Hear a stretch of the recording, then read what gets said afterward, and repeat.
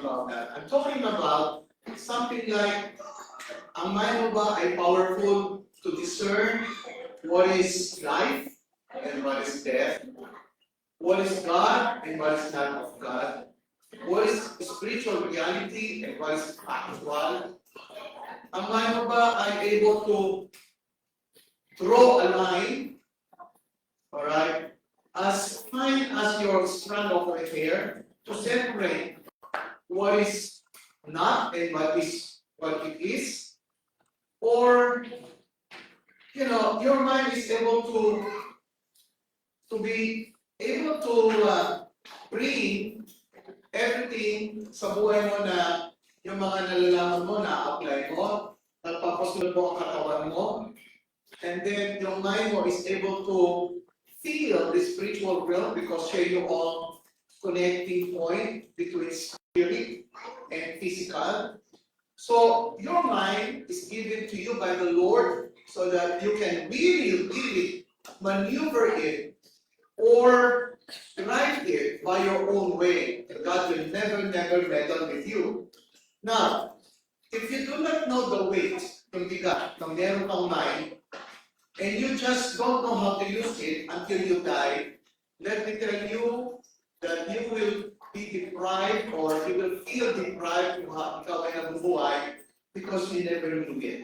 Now, today is a blessing because there were many speakers who could actually bring you to make your mind rich.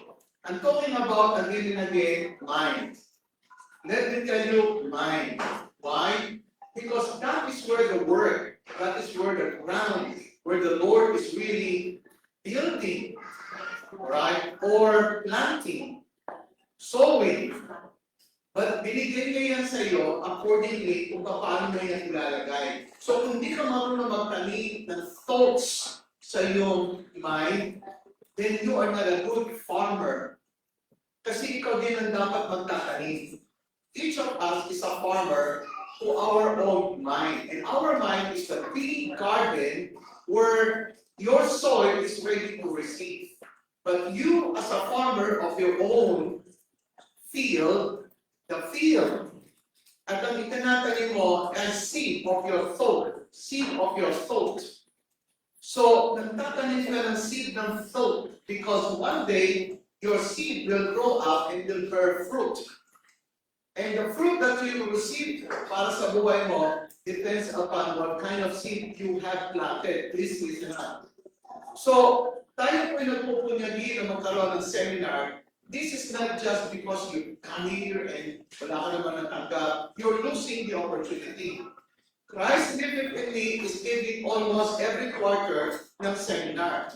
So normally, we have 4 seminars or conferences.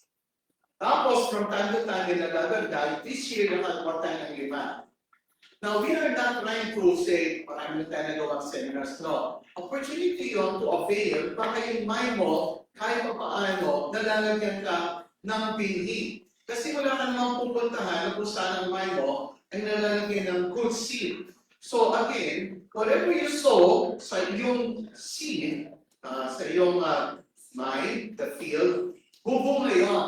At ibubungan yun, after so many years, yung bunga nun, kapag matamis, pupunta sa buhay mo. Kapag maasin, pupunta yan sa buhay mo. So kapag ang buhay mo, mapakla, maasin, nagtanim ka kasi na mapakla, maasin, and that's what you're going to get. So if you know how to sow good seeds, yun naman ang magbibigay sa iyo. So whether you sow bad seeds or, good seeds, it depends upon your sowing. So there is the law of sowing and reaping. You are sowing all the time in your life without you knowing it.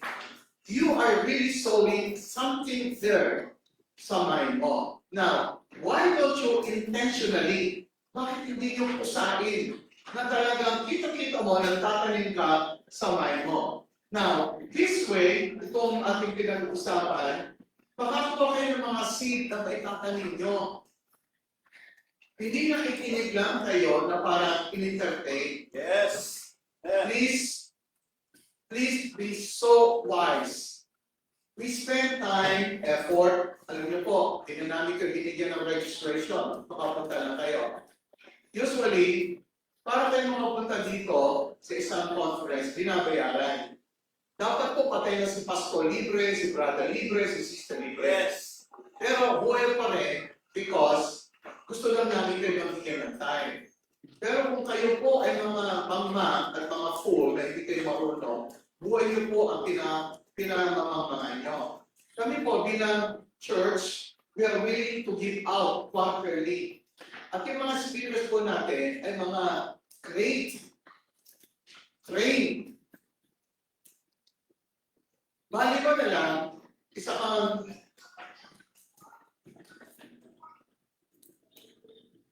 bali ko na lang, isa kang 80-80. Ano yung 80? Kita yung 80-80, no? Dapat wala yan sa Christians. Kaya lang, ang Christians nasanay sa rituals, nasanay sa religionism. Dito po, ginigising namin, nakapagsalita na yung tatlo, meron na kayo nakukuha mga seed. Pag wala na nakukuha seed, kasama kayo sa angka ng mga 80-80. Pero wala yan dito, wala? Wala ba? Wala? Sumigaw na, hindi ako yun. Sumigaw, ito yun. Dahil tawad ko pa rin. Sumigaw na, hindi ako yun. Kahit ang halina, may dalawang pa tayong speakers na magsasalita. Now, I'd like you to really absorb. Why? Because tayo po, for the first time, ang topic natin, finishing strong, kailangan natin matutunan, sabi nga ng sinabi ni Coach Russell, it's not about what you start, it's about how you end. Kayo ba by this time, as you end, are you still on fire? Yes. Are you growing stronger? Yes. O ito mo, isa dalawa lang nakapractice. Kanina lahat. Pero, as I ask this question, if there is something bubbling up from within you, you have to answer. Because at least you answer, thanking God by the way you answer that. Yes, I'm still strong. Now, yung seed na pupunta sa mind mo ngayon, kailangan napaparami niyo yung magagandang tinig. Kasi one day, bubunga yun. Pero pag wala kayong masyadong tinanggap ngayon, sayang, ang daming dinig na inasik. Andiyan lang kayo. So, meron ba pumasok, tapos maya-maya, kinuha ng ibon. Kasi hindi kayo marunong.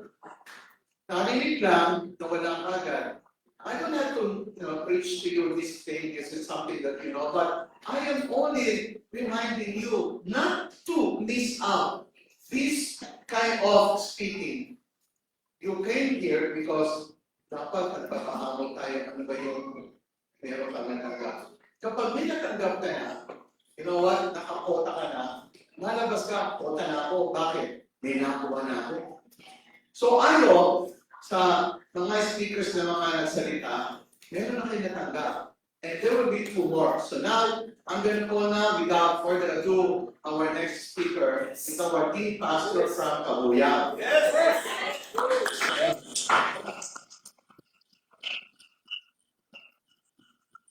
And he has been pastoring me for many, many years. Here, the church has grown to, so many members. Around 700 as of today, and growing up. So this is something that we need to be, we need to listen because each of them, may kanya-kanya tayong wisdom. Kayo ang gusto namin mapuntahan. Imagine nyo, 5 speakers na nagsasalita sa inyo, hindi kayo nagbayad. Pero sa totoo lang, dapat ganito po, sa next year or another way, huwag po ninyong laging expect na walang bayad. Why? Because there is no free lunch. Kung alam niyo yung meaning ng there is no free lunch, you will come to know in your life, hindi ka pwedeng kumuha ng getting something out of nothing. So when you say, is it free? So you are saying a certain philosophy or principle now, I'm going to get something out of nothing. When God created, everything, He did it out of nothing. It is something unseen, but never from nothing. So, in the same way, are you with me? You're gonna get something out of nothing. You must actually bring something to get more. Kaya when you sow seed, you get, you give one seed, but it will give you many seeds. Now, today, dapat po malaman nyo, anything free is not good. I mean, anything free is not good. When you want to get something here, don't try to expect everything is free. Although binigay ni Lord, obviously free, air, pero when you want to get something, alright, you must always expect, do I have to, what shall be my return? What shall be my cost? Kunyari, gusto mo maging mayaman. Ano ibabayad mo? Hindi maging masipag ka. Marunong ka matuto. Marunong ka mag-discipline. Yan ang mga binabayad mo. Hindi necessary amount. But of course, there is corresponding amount. Magpa-train ka. Bayaran mo yung training. Kasi hindi naman free ang matuto. Bibili ka talaga ng libro. Dito lang natin sa loob ng church ginagawa so that you can immediately go. Pero next time po mga kapatid, kapag merong isang libro na gusto mo matutunan, bilhin mo. Right? Kung meron mo gusto matutunan, mag-seminar ka. Bayaran mo. Why? Kasi yung return nun, mas malaki. Well, anyway, let's call now our dear pastor from Pugoya. Let's give the Lord a big clap.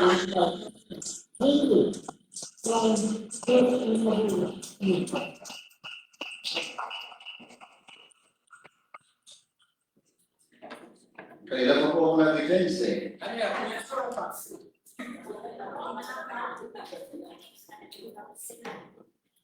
Kasi po nauna na po yung mga magagaling. Kaya ang hirap po po ang aking kalagayan. Dapat po nasa ulangan ako.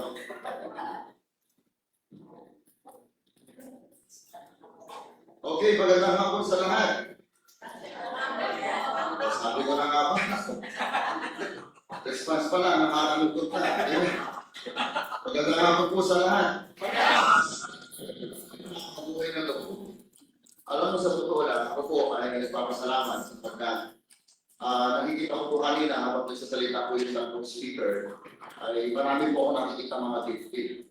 Talagang kaya gifted, masasabi ko po gifted. Kasi mahirap matulog habang nagsasalita. Ang nakakagawa po doon ay talent lang. Totoo lang. So ngayon, ay kung mayroon po kayo nakikita na natutulog, huwag kayo kumigit. Yan po ay talent po yan. Hindi ko na gusto makalat yan sa kanila. Kaya bibihira po ang meron nun. Di ba yung matulog ka na mamang may nagsasalita, mahirap po makakuha ng tulog. So, talent po ni Lord yan. Well, bago po ang lahat po, nire-request ko po ang buhay ni Bishop Alex. So, salamat sa pagsama. Kakasama po natin si Bishop Alex mula po sa Pedro.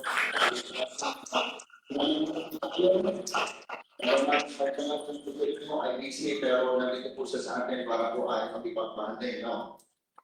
Para suportahan ang body of Christ. Marami po mga bagay na sinabi kanina at talagang napakahirap na po i-recap, no? Sapagkat talagang mga magaganda po mga binigay sa kanila. Pero gusto ko pong i-remind sa inyo na tayo po ay nandito hindi lamang po para makinig. Actually, sa totoo lang, in-expect ko talaga napakarami natin. Kasi mula Montalban, mula sa Taguig, pinagsama ang Maguyaw, talagang nalungkot lang ako kasi umulan. Ay sabi kasi ni Lord, you are the light and the salt of the Lord. So salt sila ng araw ngayon, nagbasa ng ulan, light na lang ang katatin. So yung lahat ko nandito, sila po yung mga light.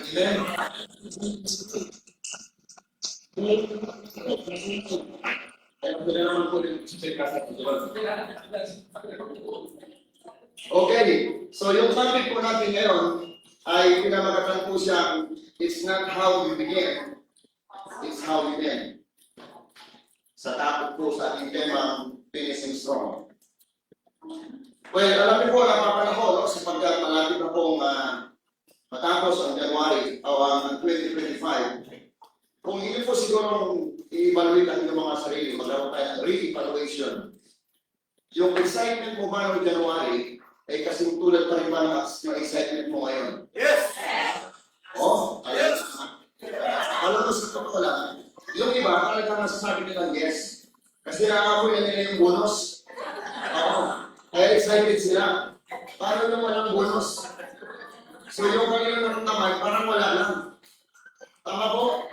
So yung mga may paparating na bonus, excited sila, lalo na sa Christmas party. So, pero nung January, siguro, pagdating siguro ng July, ng June, napakalaki ng pagbabago. Tama po. Lalo pa nang dumating si Tino. Oo, alam niyo si Tino, mga simba Tino yun eh. Alam niyo mga simba Tino. Simbahan ng Matino, ibig sabihin. So, alam niyo po sa buhay natin, ituturo ko sa inyo ay situational, hindi lang sa scriptural, pag-cause more on situational. Kasi po, kung ating pong tingnan, itong topic na finishing strong, talagang napapanahon o ating evaluate sa ating mga sarili, maraming tao ang nagsimula ng tama, pero nagtapos na hindi maayos. Yes. Tama o tama? Yes. Okay, so bago ang lahat, tayo ko naman pray kay Lord. Lord, maraming salamat. We come before you with humbleness of our hearts, prepare our hearts this morning, at this afternoon, Lord, to receive the word. And bless your servant, bless this congregation, and this is your prayer. That's our prayer in Jesus' name. Amen. So, tulad na po na sinabi ko sa inyo, madaming tao lang simula ng maganda, simula ng maayos, simula ng tama, pero nakakalungkot na nagtapos ang kanilang buhay na pangit, di ba ano? May mga tao simula ng malakas, pero sa katagalan, habang tumatagal ay sila po ay mga nanghina. Parang walang pinagkaiba yan sa parents. Di ba no? Parang sa honeymoon lang masarap. After 5 years, ang laki nilang pagbabago. Di ba? During yung after ng marriage, kumakain sa isang plato, pero after 5 years, kanya-kanyang plato na. Di ba no? During during honeymoon, nagsishare sa isang toothpick, di ba no? Kasi, tapos, after 5 years, kanya-kanyang toothpick na. Ganun ang buhay, di ba? Bakit naman yung honeymoon ng tao, nagkakaroon ng pagbabago. Pag bago mag-asawa, mayat-mayat, I love you. Parang kasi mo. Pero makita mo, after 10 years, kapag nakapagod na lang na-I love you. So, yun yung problema ng iba, no? Ibig sabihin, merong changes sa buhay. Kasi maraming tao na magaling na talaga sa simula. Lalo po tayo mga Pilipino, may kultura tayo ng Inas Kubol. Yes. So, yeah. Yung Inas Kubol, yung sa simula, magaling na sa simula. Yeah. Kasi tayo, we are prepared in excuse, not in result. Kaya nga nakakalungkot sa atin, na mga lalo na tayo mga Pilipino, may Pilipino ka ba dito? Amen? May nahanap kasi ni Lord, mga Kristiyano na eh. Pero alam mo, sa totoo lang, maganda sana yung bansa natin na Pilipino, piling na, Pino pa. So pag nilagay mo sa scripture na biblical, kisa mo, makikita natin, we are all chosen. Naniniwala ba kayo? Hindi mo chosen yan? Yes. Pero kasi mo, habang tumatagal, yung chosen nagiging frozen. Mahirap na pumunta sa gawain, di ba? No? So nakakalungkot eh. Hirap na pumunta sa simbahan, hindi na nagbabasa ng Bible, kasi sila yung mga chosen na dito ko nagiging frozen. Kaya sometimes talaga we start strong, but we don't finish it strong. So many are good starters, but only the persistence are good finishers. Marami namang tao na mahusay silang magsimula. Pero hindi lahat na nagsimula ng maayos, nagtapos ng maayos. Only the persistent. No, next service. Meron ba ako dito na? Wala na, sa'yo na lang ha. So di ba, marami na ako nagiging ganon. Talagang mahusay sila magsimula, ang galing magsimula. Yun ang nagiging problema. Pagdating sa dulo, talagang hindi po nila na-maintain yung kanilang mga naging problema. So, many are easy to start, but it takes courage and discipline to finish. In other words, madali magsimula, pero if you want to maintain a strong, di po ba, no? Ano pa lang kailangan dyan? You need a discipline in courage. Kapag nawala yan sa buhay mo, kaya marami mga tao magsimula, they start good, but the end of the day, they become worse. Even sa marriage, even in business, sa mga aspect ng buhay, lalo sa ministry. Ako, in 24 years in service as a pastor, madami mga tao na talaga nagsimula na marami. Sobrang dami. kinakanta nila ay, kung may dalawa o tatlong nagkatipon sa pangalan ng Panginoon, teka muna, ano nangyari?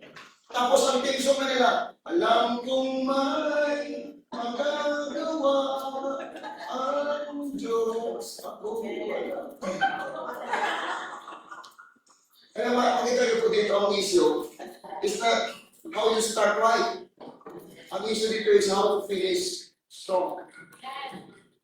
Kaya nakakalungkot, mapansin niyo po, wala nang makita ang tao na nagsimula ng talagang they are very aggressive, then after 20 years, they remain aggressive. Bibira ang makakita. Alam mo ang pinakamasarap kasama sa ministry, yung ang worker mo, pang motorite. Dito, yan ang problema natin dito eh. So, ibig sabihin sa buhay natin, hindi lang makakita ng mga Christian workers and pastors na pang motorite.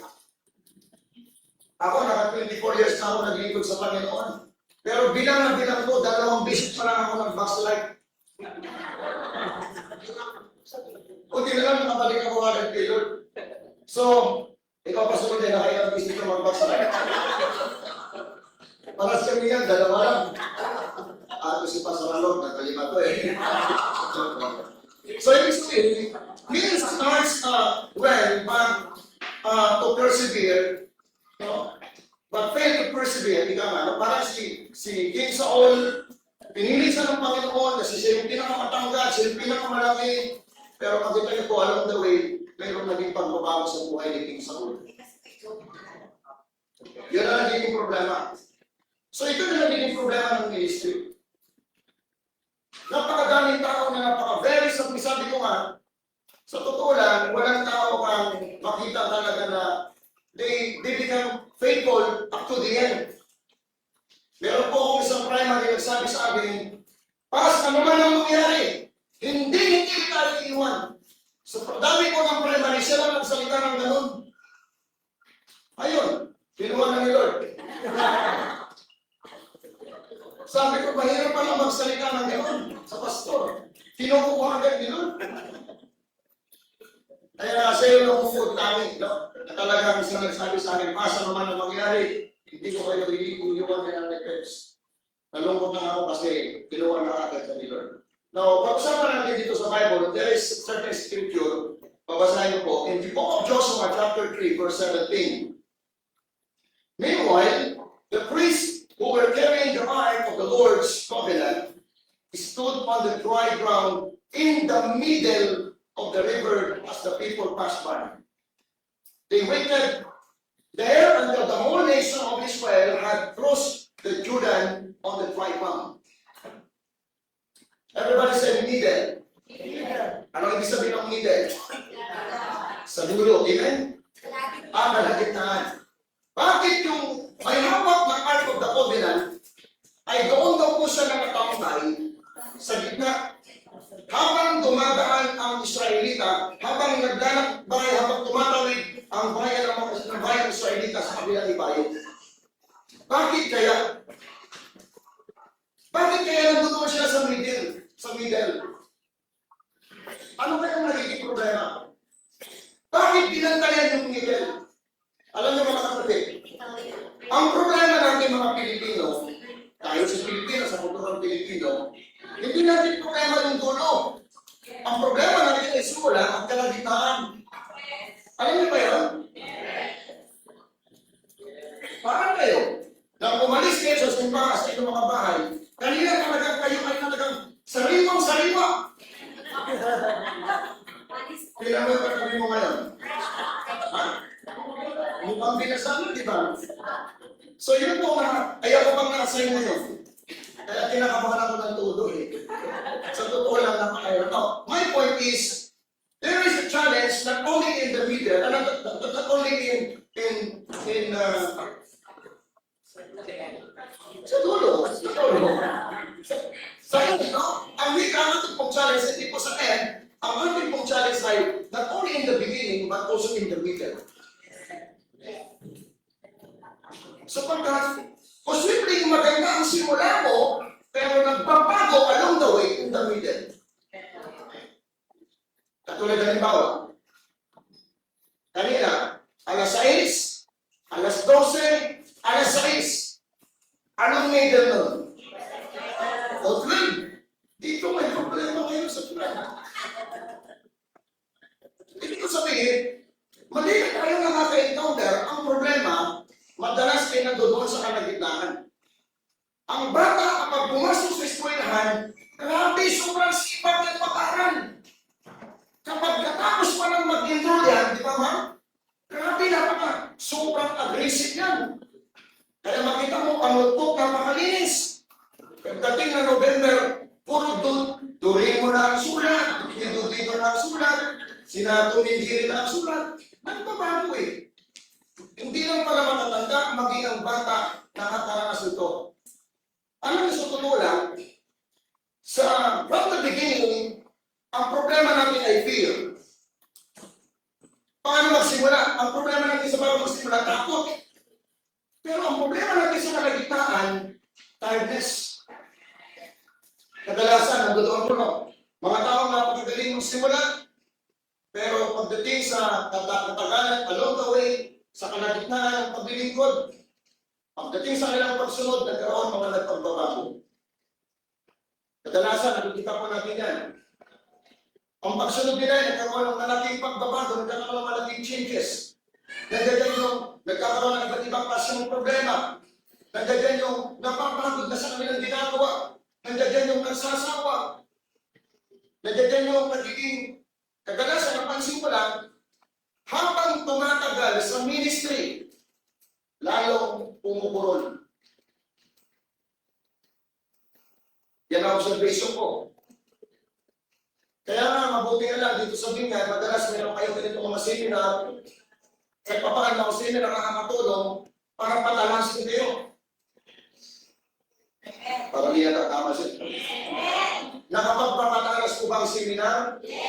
Pag-sabi doon sa mga asim, sa susunod, pumating sila. Amen?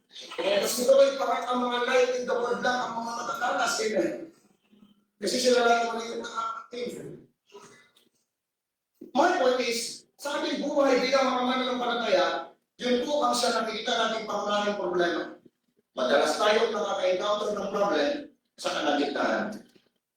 Kaya ayon sa pag-aaral, please, in the middle,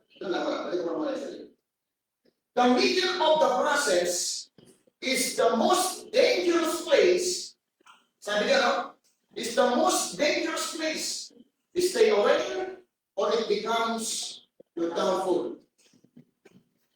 Middle is middle of the process is the most dangerous place.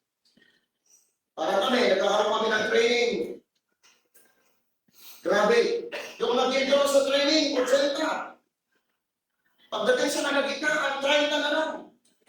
Pagdating sa dulo, 10 na lang. Yan talaga eh.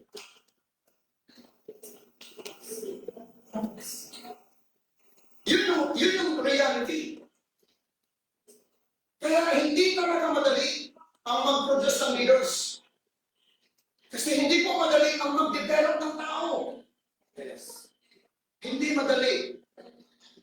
Tama po ba? At alam niyo po madalas ang nagiging problema kung bakit po ang tayo napakahirap sa nag-develop, hindi dahil kakagulitin nyo. Sa tuwing na may problema sa simbahan, demonyo na lang laging nasisisi. Ang isa na ahawak ng tapos sa demonyo sa kukulan, laging nasisisi. Alam mo, may problema din sa buhay, culture ng Pilipino. Tama po ba? Kaya nga sa buhay natin, may problema. Madalas ang problem na doon sa middle. Halimbawa, noong ang bayan ay umalis, anong lugar na kanilang iniwanan? Egypt. Anong lugar na kanilang pupuntahan? Promised. Anong middle doon? Wilderness. Saan sila nakaka-encounter ng problema? Wilderness. So wilderness. Ibig sabihin, there is a challenge or problem in the middle. Laging meron. Si pastor, halimbawa, maganda dito ng training. Ang ganda niya sa simula. Pero napansin niyo po, along the way, lalo na kapag sa kalagitnaan ng process, makita mo na kung konti na lang ang nagpa-participate. Ibig sabihin, this is a reality in terms of ministry. And this is what happened to the people of Israel. They were very determined to get out from Egypt, and they were decided to go to Promised Land. But along the way, when they were in the wilderness, various problems have arisen. Nagkaroon ng napakadaming problema. Diba? Nandoon kung saan lumigas ng kanilang ulo. Nandoon nagkaroon ng iba't ibang klase ng mga lumabas ng mga pasaway sa wilderness. Kaya tandaan niyo po, lahat ng mga kinain ng lupa at kinagat ng ahas, lahat ng yun ay mga pasaway. At lahat ng yun ay naganap sa wilderness. Kaya pakisabi kayo sa mga katabi niyo, kapag pasaway ka, mapapasaway ka. Lahat ng pasaway, napapasaway. Amen? Kaya nga hindi totoo yung kamay kinukuha ng Diyos. Totoo yun. Ang kinukuha ng Diyos yung mga pasaway. Tama po ba? Pinabawasan ang problema sa simbahan. Kasi nga, kawawa naman si Pastor. Kaya pag naawa si Lord kay Pastor, kawawa yung mga pasaway. Amen? So, sabi po ng Bible, in Ephesians chapter 6, verse 10, ano sabi ni Paul? The final word, ang sinasabi na, this is my final word. Ang sabi ni Pablo, be strong in the Lord and in His mighty power. Grabe no, parang sabi ni Pablo, ito yung conclusion ko. This is my conclusion. Be strong in the Lord. Be strong in the Lord. His mighty power. Mga kapatid, binanggit po dyan, salitang, be strong in the Lord. Be strong. Kung magpakalakas naman, magpakalakas ka sa Diyos. Dahil kapag ikaw ay nagpalakas sa Diyos, kailanman hindi ito magbabago. Huwag kang magpakalakas kay Mayor. Kasi kapag hindi na yung naging Mayor, hindi ka na malakas. Tama mo ba? So huwag kang magpakalakas kay Bungo. Huwag kang magpakalakas kay Bungbong. Amen? Duterte tayo, amen? So, mapansin po ninyo, ibig sabihin, kaya sabi ni Pablo, be strong in the Lord. Magpakalakas ka sa Panginoon. Dahil ang Panginoon ang siyang Diyos na kailanman, hindi yan magbabago. Tama po ba? Yan ang mas masarap ang sa Panginoon. Pag-usapan natin dito, paano ba ma-maintain yung kalakasan na nagkatulad sa Diyos, yung Diyos si Caleb? Noong si Caleb ay naglingkod sa Panginoon at the age of 40s, tungkol na sa 81, yung lakas na gising pa rin. Pero nakakita yung 42 years, hindi na bagong lakas. Ibig sabihin, samantalang yung kagaling mo, nung isang buwan pa lang, di yan. Alaki na ng pagbabago. Bakit ka mo? Kasi si Caleb, kung kalakas yung pananampalataya, pang 40 years. Kaya yung ating mga members, kung nakailang mga pananampalataya, kasi pang 3 months lang, na-expire na. Totoo yun eh. Bakit? Kasi ang lalaman ng faith ay sight. Kaya sabi ng Bible, walk by faith, not by nanay. Bakit ba yung Bible? Okay. Kaya sabi ni Pablo, this is my final word. Be strong in the Lord and His mighty power. Dalawang bagay lang ang aking pwede dalhin sa inyo. These things that will help you to sustain your strength. Number one, stay connected with God. Stay connected. Para mapanatili mo ang lakas mo mula sa Diyos, hanggang matapos ang buhay mo hanggang dulo, alam mo po ang dulo? Ano kaya ang dulo ng buhay natin ito? Ano po ang dulo ng buhay nito? Yung iba kasi, parang sa Forest for Church, pag tungtong mo ng 60s, pwede ka na mag-retire. Pwede ka na hindi mag-pastor. Pwede ka na hindi mag-ministry. Ibig sabihin para sa kanila, 60 years old, yun ang dulo ng ministry. sa tinatawag natin dito, Holy Spirit Church, may ending ang kanilang paglilingkod. Buti na lang dito sa ating wala. As long as nakakapanhin ka sa tulog dito, sige lang mag-serve. Bakit? Dahil kasi ang dulo ay kapag umantay na yung mga paa. Yun ang dulo nun. Hindi ang ating pastor, hindi nakatingin doon sa ilan. Halimbawa, si Pastor Rote, sa ibang dito yun, nakakapanig pa dito. Pwede ka mapaglikod kayo. Amen? Ako, maraming ko, ang nilagdan ko sa amin, 105 eh. Makakapanig pa rin ako. Tama ko ba? So, kung hindi ako makapanig, meron naman kami doon, ano yung nilalagay sa may silipay yun eh. Pagpapagawa ako ng silipay, kapunta sa parokito. High-tech. At least, hindi ako makalangan. Medyo mataas yung stage namin eh. Ilang pambaitan to? 3 lang. Sa amin, 5. Oo. So, papagawa ko ng silipay. Now, my point is dito, paano pa masustain natin yung lakas natin sa Panginoon? Sa pakisari mo sa katabi mo, okay ka na ba? Sabi mo sa akin, hindi mo masyadong laliman, babawal mo na, natulog. Makapalaginig ka yan, hindi maganda. Now, kapag-usapan natin ang baba, stay connected to God. So, mapansin niyo po tayo yung big word, the word stay. Tama po? The word stay. Everybody say stay. Stay. So, pag madaling umalas, mahirap manatili. Madaling umalas, mahirap manatili. Tama ba ba? Now, it's very important for us to learn how to be strong. Because greater things, greater works, and greater accomplishment demands what? Strength. Bakit natin kailangan manatili sa Diyos? Una, dahil yung Diyos na yan, na ating pinaglilingkuran, siya lang ang may kakayahang magbigay sa atin ng lakas na walang humpay, lakas na walang patid, lakas na walang putol, never of strength. Siya lang may kakayahan. Siya lang may kakayahan. Kahit mag-breakball ka pa, siya lang may kakayahan. Now, if you're really connected to God, who gives you strength, your life will remain aggressive and enthusiastic to no one. So kapag ikaw pa na nakakunik sa Diyos, amen, nanatili kang connected sa Diyos, talagang yung Diyos na yan ang magbibigay sa iyo ng lakas at ang buhay mo nagiging masigla para lalong dumalaw, lalong kumilos. Mga kapatigilan niyo po, the word connected. Gusto ko pong makita ninyo sa inyong buhay, hindi lahat ng nasa simbahan connected sa Diyos. Tama ko ba? Hindi porkit nagsimba ka, nakakunik ka sa Diyos. Hindi porkit tinanggap mo si Jesus as the Lord and Savior, connected ka na kay Lord. Tama ko ba?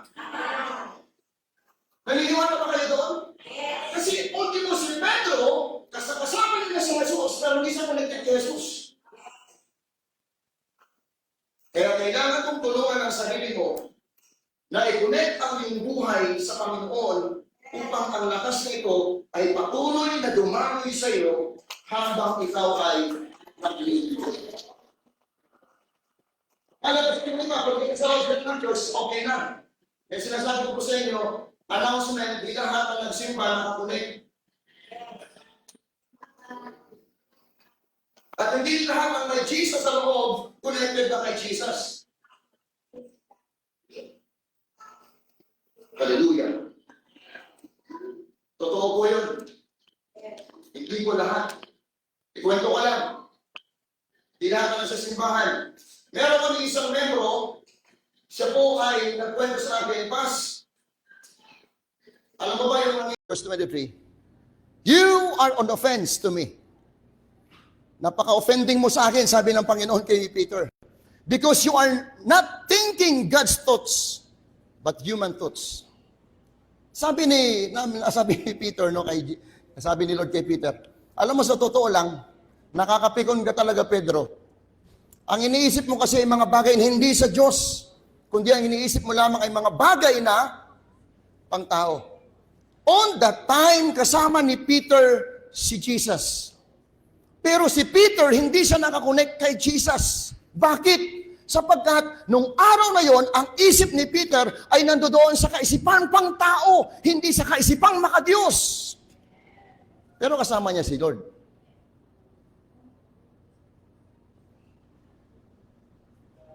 Kaya nga, hindi porkit nasa loob ng simbahan ka, believers ka. Hindi lahat na nasa church ay believers. Hindi lahat ng may dalang Bible ay Christians. Hindi lahat ng may dalang Biblia, mananampalataya. Ang iba dyan ay mga unbeliever. Tama po ba? Hallelujah. Halimbawa, bakit ito tinawag na unbeliever? Alam niya kung paano magbigay ng tithes, pero di nagbibigay. Di unbeliever. Huwag natin pag-usapan yan. So be very careful with your hearts because your heart is the connection point. Take note, your heart is the connection point with God. Your heart is your connection point with God. Sabi ng Bible, guard your heart because it affects everything you do. Tama po ba? Kaya nga sa amin, sa G12, kami na mga nasa simbahan, alam nyo po, para mas mapakultivate ang puso ng isang dinidisciple namin, grabe, nilalangisa namin ng bibig. Oo, pakainin mo ng Jollibee yung tao, yung dinidisciple mo. Kasi bakit? Kapag ngumunguya ang uso, bukas ang puso. Amen? Tama? Naniniwala ba kayo doon? Oo. Kaya yun ang amin na alagaan, yung nguso. Hanggat may langis sa nguso, laging bukas ang puso. Kaya sa amin, ang cell group na walang pagkain, sa demonyo yan. Amen? Kaya tandaan nyo po, our hearts is a connection point. Yan yung connection point mo sa Diyos. So the moment mawala yung puso mo sa Diyos, diyan na rin titigil yung lakas mong dumadaloy o dadaloy, pwedeng idaloy sa iyo ng Panginoon. Kaya nga na yun ang reason eh. Bakit ganito nagsisimba naman ako, pero bakit wala akong maramdaman?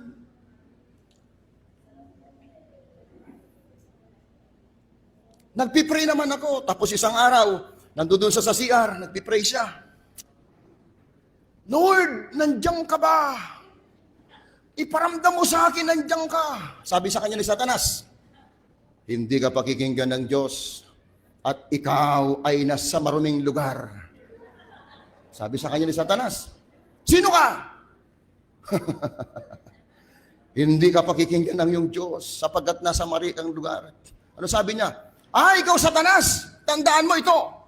Ang lumalabas sa aking bibig ay para sa Diyos. At ang lumalabas sa aking puwit ang para sa iyo. Okay, punta tayo doon sa pangalawang points para po ay... Okay, so yung pangalawa, para dumalo yung lakas, anong keyword? Stay. Sabi mo sa katabi mo, stay. Huwag kang umalis sa claim ang ibig sabihin nun. Amen? Kasi pag nagdating daan ka, wala na, putol na ang supply. Wala nang lakas na dadaloy sa iyo. Kapag nag-Jehovah ka, wala nang lakas na dadaloy sa iyo. Stay. Sabi mo sa katabi mo ulit, stay. Sa Climb International Church. Kung taga saan yan, ha? Kung yan ay taga Binyan, kabinyan lang. Pag kabuyaw, huwag kayong sumama doon sa kabuyaw lang. Okay lang. Okay, pangalawa. Kinaklaro ko lang, baka na may lumipat sa kabuyaw eh. Pangalawa, focus para dumaloy ulit ang lakas at manatiling dumadaloy. Anong pangalawa? Focus on what you believe in. Focus. Kaya pala na yung lakas mo ay nawawala at hindi mo na naramdaman yung kalakasan mula sa Diyos, nawala na yung focus mo sa mga bagay na yung pinaniniwalaan. Nananatili pa ba yung lakas mo sa mga bagay na yung pinaniniwalaan? Magbasa tayo ng talata. Dito po sa Matthew chapter 14, verse 20 to 31. And Peter answered, Lord, if it is you, sabi niya, command me to come to you on water. And he said, come. So Peter got up on the boat and walked on the water and came to Jesus. When he saw the wind, he was afraid and beginning to sink, and he cried out, came to Jesus. But when he saw the wind, Sorry. Lord, save me. Verse 31, Jesus immediately reached out his hand and took hold of him and saying to him, of you of little faith, why did you doubt? Why did you doubt? Now, ano po ba yung reason bakit lumubog si Peter? Ano po ba yung reason bakit po siya nalunod? Ano sabi? Ano sabi daw? No. Ayan yung mga sagot ninyo. Pang-religious lang yun eh. Totoo, ang sabi ng iba, lumubog si Peter dahil daw po natakot siya. Hindi yun. Lumubog si Peter dahil nakita daw niya yung wind. Hindi rin yun. Ano po ang reason? The cause of Peter's sinking was not on the water itself or the wind. It was if shifting focus from Jesus to fear of the storm.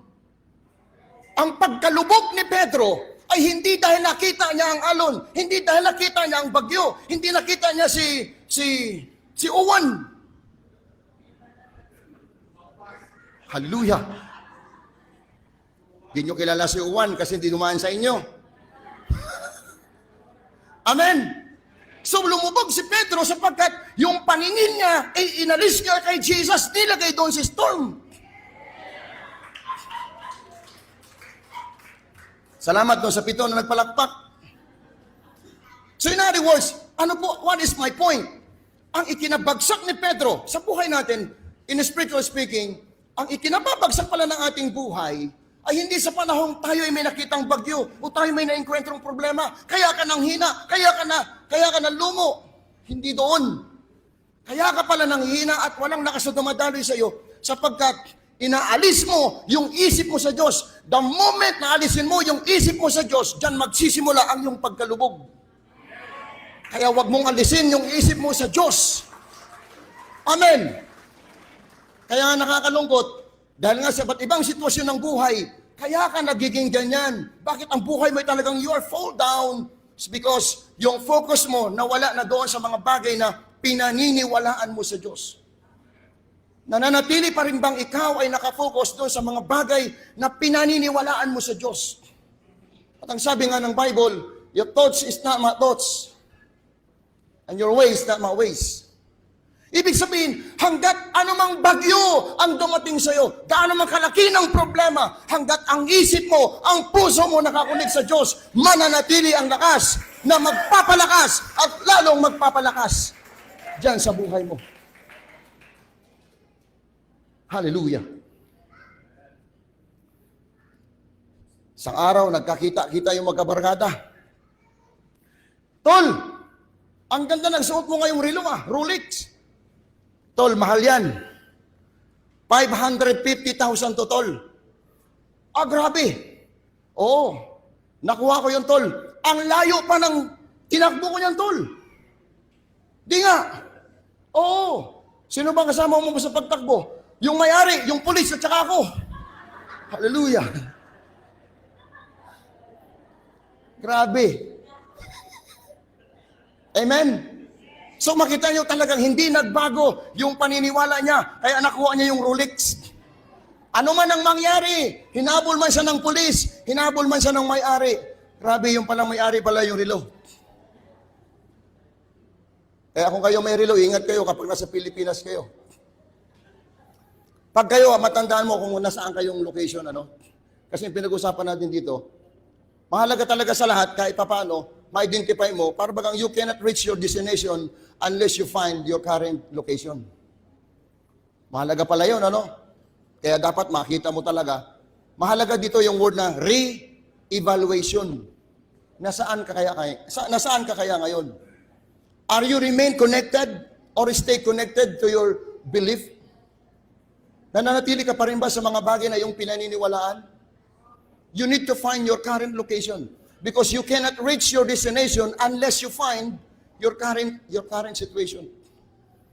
Halimbawa, nilabas mo yung kamay mo sa eroplano. Pag nanigas, nasa Norway ka na yan. Amen?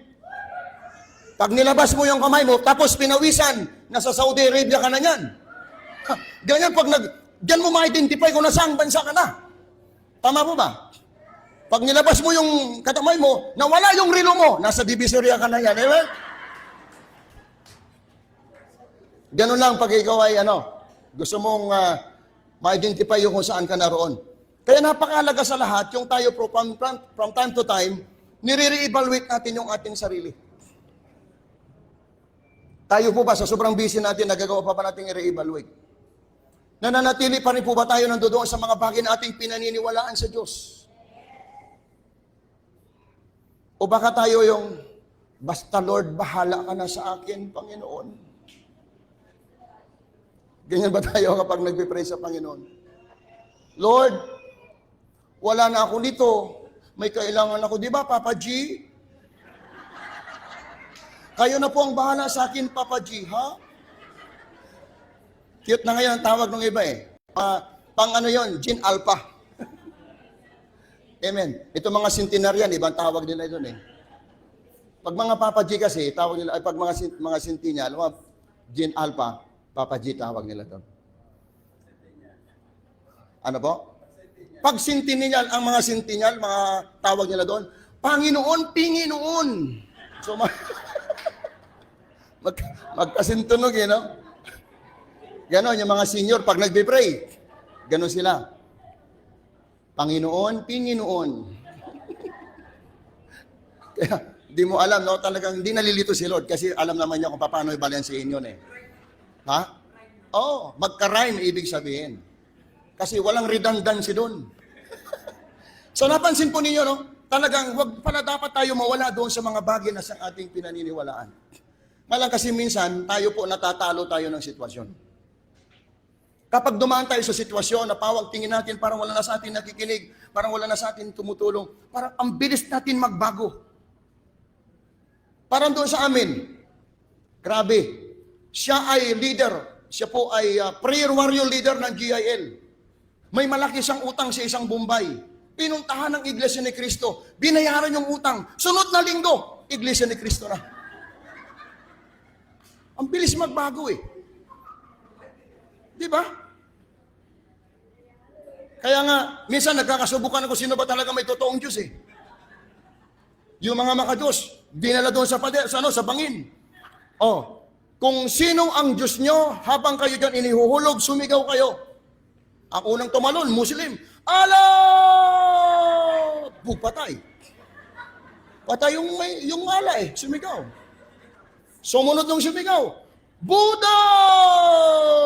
Dumaan ang ulap, wala na, di nakita nung Christian. Ay, sumunod yung Christian. Leader pa naman sa claim. Tumalon, Jesus! Malapit na sa mahulog. Sabi, Buddha na lang! Buddha! Buddha! Hallelujah! Buddha! Buddha! Nagpalit ng Diyos. Huwag kayong magpalit ng Diyos. Amen! Dapat, si Lord pa rin ang Diyos natin. Hanggang dulo. Dapat siya pa rin yung pinaniniwalaan mo. Hallelujah! Ay mahirap sa atin. Si Lord ang provider ng buhay ko. Amen! Talaga no. Ay nandyan na yung due date. Nandyan na si Jonah. At saka si Judith. At saka si Lana. Wala na. Pastor, nakakaunawa naman si Lord. Di naman sa lahat ng oras. Sa Diyos tayo kakapit. Dapat sa Bombay din paminsan-minsan. Okay, next tayo. Dito muna tayo mga kapatid. So, alam nyo sa totoo lang, mahalaga yung tayo po ay hindi nawawala doon sa mga bagay nating pinaniniwalaan. Kasi nga yun ang nagiging problema natin eh. Kapag tayo nagdadali ng sitwasyon, kumakambya tayo, para bagang katulad yung isang kapatiran, pinagamot yung bukol. Walang nagawa yung doktor. Sabi niya, sa paligay mo, di, talagang si Lord magpapagaling nito, pas. Talaga? Sige. Pagamot siya ulit, wala pa rin nangyari. Tapos sumunod, pagdalo ko, ba't may puti na yan, Brad? Ano ba? Pinatawas ko kasi para walang pagbabago sa doktor. Nagbilis magpalit ng Diyos eh. So dapat, kung si Lord talaga magpagaling, si Lord na hanggang dulo. Amen. Hindi yung, teka muna. Subukan kaya natin dito. Pag hindi, teka muna, baka pwede dito. Hindi gano'n, huwag kang dumali sa remedy. Now, pag-usapan na natin, Mark chapter 10, verse 51. Isang araw lumapit si Bartimeo sa Panginoon. At pagkatapos, tinanong siya, ganitong tanong sa kanya ng Panginoon kay Bartimeo, "What do you want me to do for you?" Jesus asked. Sabi niya, "My Rabbi." Sabi niya, the blind man said, "I want to see." Sabi ng Panginoon sa kanya, "Ano ba yung bagay na gusto mong gawin ko sa iyo?" At ang sabi ng bulag, "Gusto ko pong makakita." Ang tanong dito, hindi ba alam ni Jesus, bulag yan? Tanungin mo pang bulag na nga yan eh. Kung ako si Bartimeo, at tinanong ako ng Panginoong Jesus, "Henry, anong gusto mo?" Si Lord naman, common sense na lang. Alam mo na nga ang bulag ito, tapos tanungin mo pa ako, anong gusto ko? Siyempre, isa namin. Joke lang, no? So, ibig sabihin, ang punto ko dito, mga kapatid, bakit pa siya tinanong? Ay, alam naman ng Panginoon kung ano ang kailangan ni Bartimeus. Tama? Ay, isa lang palang gustong madinig ng Panginoon dito. Kung bakit tinatanong ng Panginoon si Bartimeus? Sapagkat gustong madinig ng Panginoon, okay, why did the Lord ask Bartimeus? Okay, na. So the reason why the Lord Jesus asking Bartimeus was because God wanted to know what his mind believed. What God could do for him. Para bagang, kaya pala tinanong ng Panginoon si Bartimeus sapagkat gustong matinig ng Panginoong Jesus ano ba yung pinaniniwalaan niya sa kanyang isip na kayang gawin sa kanya ni Jesus sa araw na yun. Kayo po ba? Kaya nga, oo, alam ng Panginoon ang lahat ng kailangan mo. Kahit natutulog ka pa nga, sabi ng Panginoon bilang na ng Panginoon yung uban mo. Di ba nakasulat sa Bible yun? Yung uban ang binibilang, amen. yung iba nalito. Teka muna, uban nga ba talaga yon?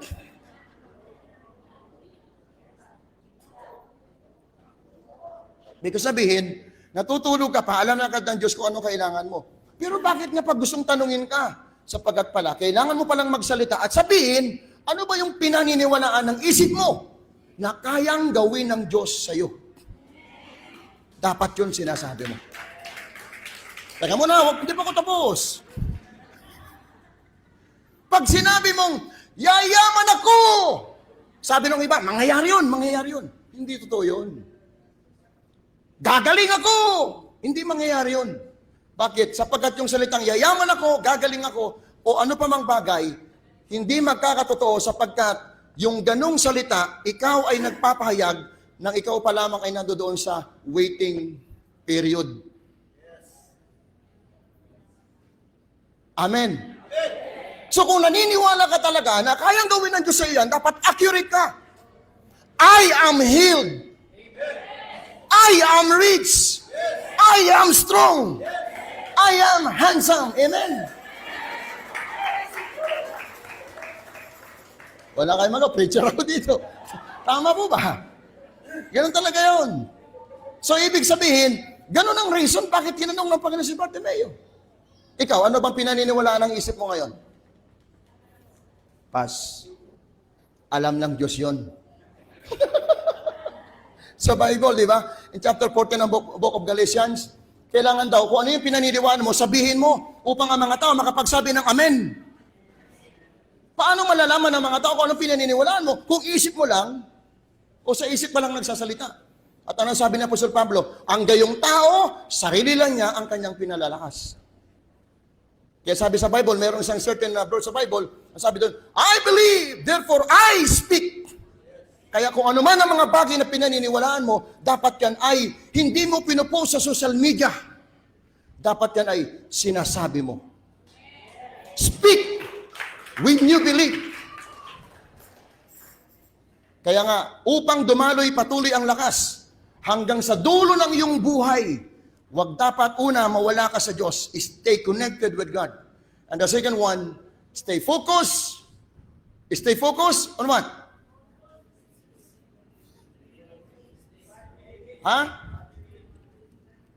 Focus on what you believe in. Manatili ka, ano man ang mangyari, sa mga bagay na iyong pinaniniwalaan. And we are distracted, your strength is scattered in many directions. But when you are focused, your strength is gathered in one direction. Tama po ba? So kapag ikaw pala ay distracted, your strength is scattered in many direction. But when you are focused, your strength is gathered in one direction. Ang asawa ko, nagbuntis yan ng bunso. Dito ko magtatapos. Ang sabi ng mga teacher, sabi ng midwife, nako, Pastor, yung anak mo ay lalaki. Kasi matulis yung kanyang pagkabuntis, tapos ginamitan ng lapis, tapos tininan yung guhit. Ay, may mga guhit-guhit pag lalaki, ganun eh. Ang dami mga guhit-guhit doon sa kanyang tiyan. Tapos, tininan yung mukha ng asawa ko, pumangit. Pangit na nga, lumalap pa. Joke lang. Joke lang. Ay, Joe, yan ang asawa ko. Love ko yan. So, ay, hindi yun, no? Maganda yung asawa ko, no? So, ganun ang nangyari, no? So nangyari, nung dumating na sa kanyang kapanganakan, sabi nung marami nakapalibot, mga matatanda, mga tao sa simbahan, Pas, alam ko yung anak mo, lalaki yan. Dalawa na lalaki ko eh. Pero yung panahon na kami nagpipray, sabi ko, Lord, naniniwala ko, ang anak ko yung bunso, yan na kasi ang last, ayaw ko na talaga, Lord, kahit humingi pang asawa ko, babae na talaga yan. Agreement namin ni Lord yun. So dumating sa panahon na, lagi kaming, Lord, sabi ng mga kapitbahay, maging yung mga pinsan ko, lalaki daw talaga kasi marami na daw, wala daw talagang mintis. Sinabi pa nung lapis, may palapis-lapis pa, hindi na lang ginamit ay pintil-pin, amen? So dumating sa punto na ito na nga po mga kapatid, hindi talaga nagbago ang aking paniniwala. Hanggang yung mga matatandang kumadrona, maging yung midwife nagsabi na, buo pa rin ang loob ko, Lord, naniniwala ko na yung pangatlo kong anak ay babae. At ang sabi ko doon sa midwife, ano sa tingin mong anak ko, babae lalaki? Pas, ang anak mo ay lalaki. Pag babae yan, sa linggo magsimba ka, ha? Opo, Pas, sige. Okay, sige, iri. Yun yung first time na ako nakita kong asawa ko ay nag-iri, nandoon ako. Kasi yung 2 beses na siya nag-iri, wala ako doon. Nung makita ko siyang mag-iri, ang hirap pala. Sabi ko, Bibs, wag na natin sundan, ang hirap pala. So, nung pag-iri niya, sabi ko doon sa sa midwife, bantayan mo ha. Pag babae ang sabihin mo, magsabi ka ng praise the Lord. Sige po, Pas. Iri, 1, 2, 3. Wala pa rin. Okay, isa pa. O, 1, 2, 3. Wala pa rin. Pangatlo pa. 1, 2, 3. Paglabas mamaya, praise the Lord. Sabi, bakit? Babae ang anak mo. Hulihin ng Panginoon. Lord, salamat. Hindi talaga nagbago ang paniniwala ko. Alam ko na dininig mo anumang bagay na in-expect namin para sa iyo at hindi ka sinungaling na Diyos. Tama ang sinasabi ng Bible. What you think in His heart, so is He. Anumang bagay na pinaniniwalaan mo, ay mangyayari yan sa iyo. Kaya nga mga kapatid, nung kami ni na Pastor Rene, nagkaroon kami ng team building sa Pansol. Sabi ni Doc Rene, sulat ninyo ang inyong 5 mahalagang prayer request kay Lord. Binigyan nila kami ng papel. Yung akin, sinulat ko ay 5. Tapos nilagay ko doon sa cardboard. Sinulat ko yung 5. Araw-araw pinipipray ko yung 5 na yon. Tapos yung 5 na yon, lahat ng yun nagkaroon ng fulfillment. Mga kapatid, naglagay pa ako ng date. Pagtungtong ko ng 40s, Lord, itong 2 ito, mangyayari. At bago pa man ako dumating ng 60s, ng 50s, sabi ko, makakapagpatayo ako ng 2 palapag na bahay. So ngayon, nangyari na lahat. Wala pa akong 50s, amen? Hallelujah. Yung iba ayaw maniwala. Wala po akong 50s, 54 pa lang po ako ngayon. Hindi, joke lang. Hindi, wala pa po akong birthday ko po sa 26. So, wag po sana kayo pumunta, wala po kaming handa. So, mga kapatid, ang punto ko dito, anuman ang iyong pinaniniwalaan, wag mo siyang bitawan. Tama po? Stay focused on what you believe in. Anuman ang mangyari, kahit marami pang distraction, kung anuman, manatili ka pa rin sa iyong pinaniniwalaan. Kahit isa na lang. Kahit isa na lang. ang naniniwala sa iyo, huwag ka pa rin magbago. Huwag mong piliin yung Buddha. Huwag mong piliin si Allah. Si Jesus pa rin. Amen.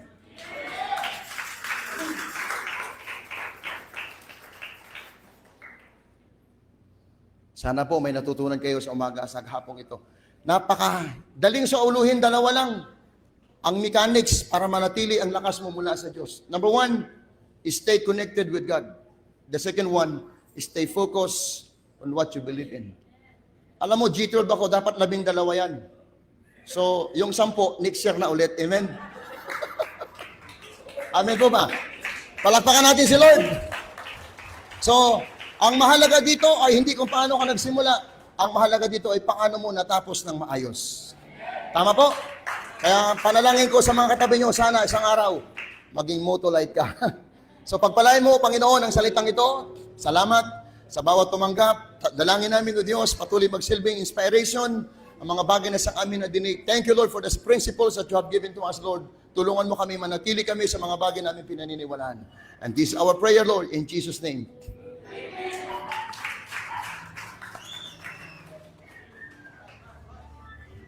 Thank you very much. Let's give one more time sa ating pong magiting na kapatid at tagapaglingkod ng Panginoon, Doc Henry Ilarda. God bless so much. Thank you.